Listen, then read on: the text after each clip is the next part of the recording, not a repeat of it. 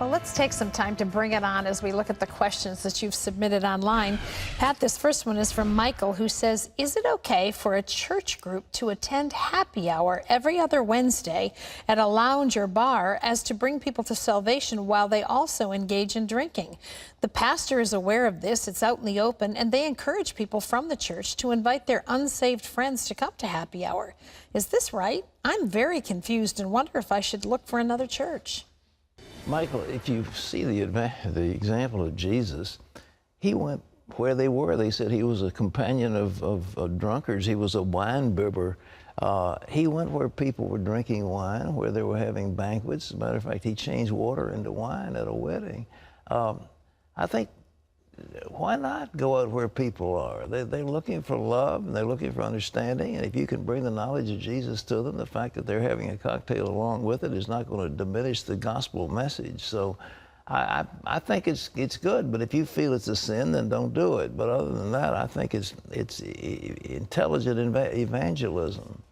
What do you think about, there are people who, there's also the scripture that talks about not being a stumbling block to someone. If you're in a place where people are drinking, if they have a drinking issue and you're drinking right along with them, does that Well, he dilute? didn't say they were drinking. Yeah, he did. You go to happy hour, you don't have to drink, you can have club soda. But he says they engage in drinking while they're doing Well, this. somebody does, but he didn't say he did. But I found out in one case, in my brother's case, he was belonging to a church in Atlanta, and the pastor came to this young adults group, and they were all drinking, and they mostly all needed salvation, and they didn't have it.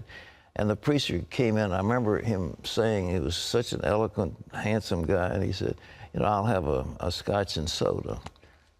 That was like putting the primature of the church upon that cocktail hour. That's not good. That's not what I think our friend is talking about. Okay. All right. Okay, this is Kyle, who says, I've read the Bible and numerous Old Testament scriptures and tried to find clear answers about the soon coming, quote, abomination of desolation. I've yet to find any crystal clear answers about this subject. The Lord told us to look out for certain signs so we aren't caught off guard.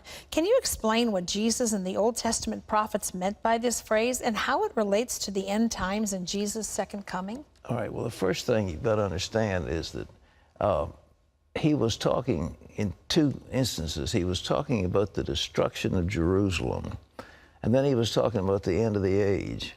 And he primarily was talking about the people living in Jerusalem. And he said, when you see the abomination of desolation spoken of by Daniel the prophet, and I understand that the Romans sacrificed a pig on the Temple Mount, and they also put up a statue of Jupiter, I think it was, right there on the Temple Mount.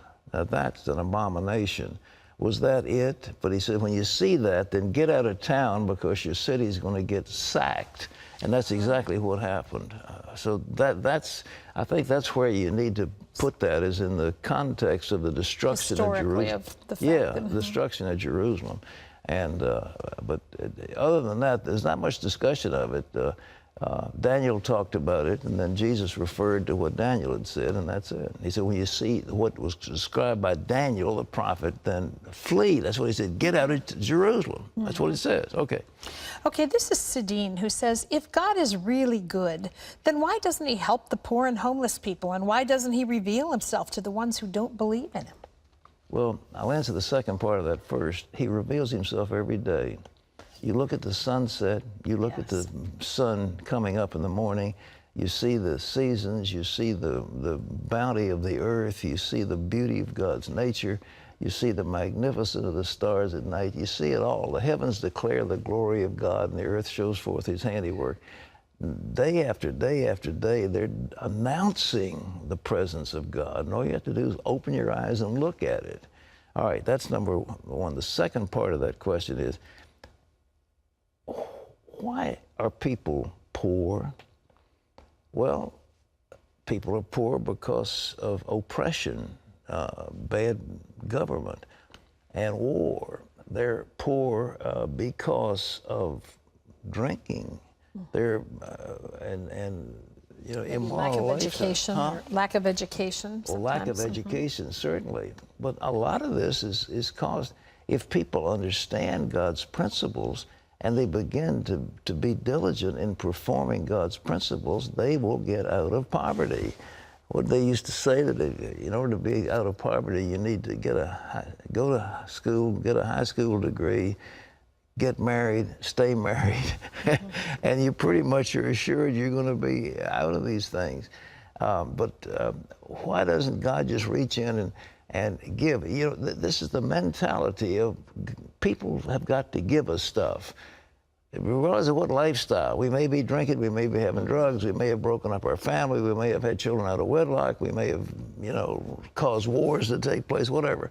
But why didn't God just reach in and the government give us something? Well, God says, look, I've given you a world, I've given you an earth, now get out there and till the soil, and 6 days you shall labor, and get out and do your job.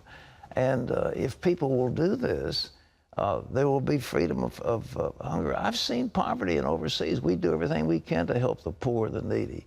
And I think God's people should do that. But at the same time, I've seen corruption overseas, especially in Africa. I've seen leaders stealing from the people. I've seen them raping and pillaging the country that they were supposed to cherish. You go on and on and on. But in any event, why didn't God stop all that? Well, He's not going to force everybody to do what He wants them to do. The time will come when He will. Okay, this is Christy, who says, I've been in an intimate relationship for 15 years. My fiance and I were on crack cocaine and other drugs for years. God freed us from all drugs, and we remained a couple. We've given our life back to God, and we are attending church regularly and plan to get married at the end of this month.